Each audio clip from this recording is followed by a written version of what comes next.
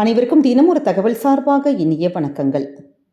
இன்றைக்கி நம்ம பார்க்க போகிற பதிவு 4 வரி திருப்புகள் பற்றி தெரிஞ்சுக்க போகிறோம். எப்படிப்பட்ட தேர்வுகளிலும் நமக்கு வெற்றி பெற வைக்கக்கூடிய அற்புதமான 4 வரி பாடல். பொதுவாகவே நமக்கு சாதாரண ஒரு பரீட்சையாக இருக்கட்டும், வேறு ஏதாவது ஒரு போட்டித் தேர்வுகள், கவர்மெண்ட் எக்ஸாம்ஸ், அப்படி நம்முடைய வாழ்க்கையில் நல்ல ஒரு ஸ்டேஜ் வரைக்கும் நம்ம ஏதாவது ஒரு தேர்வுகள் எழுதிட்டே தான் இருப்போம்.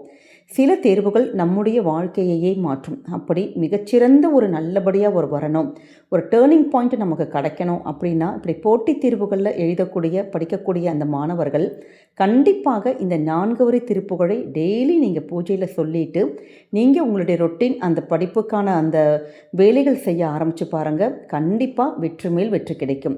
இப்போ படிக்கிற ஸ்டூடெண்ட்ஸ் இதை படிக்க முடியல, மற்ற பிரகாரம் நம்முடைய பெற்றோர்கள் அதற்கு பதிலாக படிக்கலாமானா தாராளமாக குழந்தைகளுக்காக பெற்றோர்கள் படிக்கலாம்.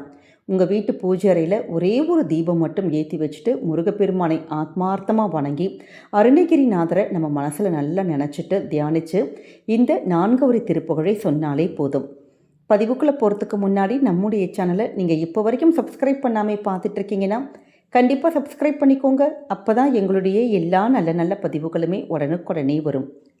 பக்கத்தில் இருக்கக்கூடிய பெல் பட்டனை மறக்காமல் கிளிக் பண்ணிக்கோங்க. இப்போ பதிவை பார்க்கலாம். அற்றைக்கு இறை தேடி என தொடங்கக்கூடிய இந்த சக்தி வாய்ந்த அருணகிரிநாதருடைய திருப்புகழானது காஞ்சிபுரத்தில் வீற்றிருக்கக்கூடிய முருகப்பெருமானை போற்றி பாடிய திருப்புகழ். இந்த பாடல் எண் 329.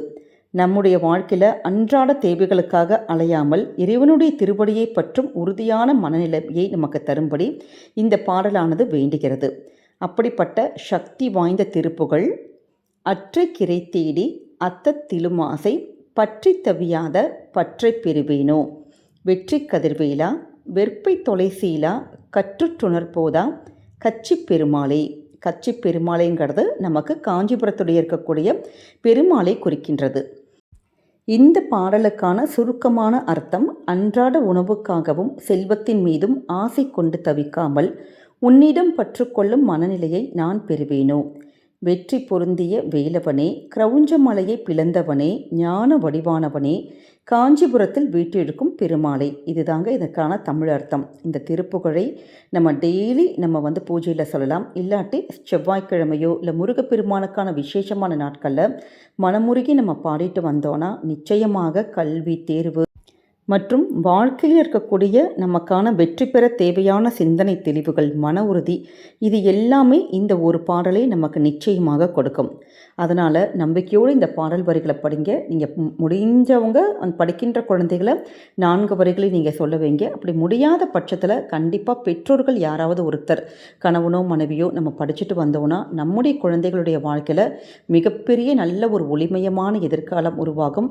எப்படிப்பட்ட எக்ஸாம்ஸ், போட்டித் தேர்வுகளாக இருக்கட்டும், வேறு பரீட்சையாக இருக்கட்டும், எந்த பரீட்சையாக இருக்கட்டும், இல்லை ஒரு இன்டர்வியூக்கு போகிறோம், லைஃப்பில் ஒரு டேர்னிங் பாயிண்ட்டு, அது மாதிரியான ஒரு நேர்காணலுக்கு, அந்த ஒரு விஷயத்துக்கு கூட கண்டிப்பாக நமக்கு வெற்றி மேல் வெற்றி கிடைக்கும். முருகப்பெருமானை யார் ஒருத்தங்க ஆத்மார்த்தமாக நம்புகின்றோமோ நிச்சயமாக கந்த பெருமான் நம்மளை கைவிடவே மாட்டார். நம்பிக்கையோடு இந்த திருப்புகழை படிங்க. உங்களுடைய வாழ்க்கையில் நல்லது மட்டுமே தாங்க நடக்கும். நம்முடைய கமெண்ட் செக்ஷனில் ஓம் சரவண பவ அப்படிங்கிற சக்தி வாய்ந்த முருகனுடைய மந்திரத்தை பதிவிடுங்க.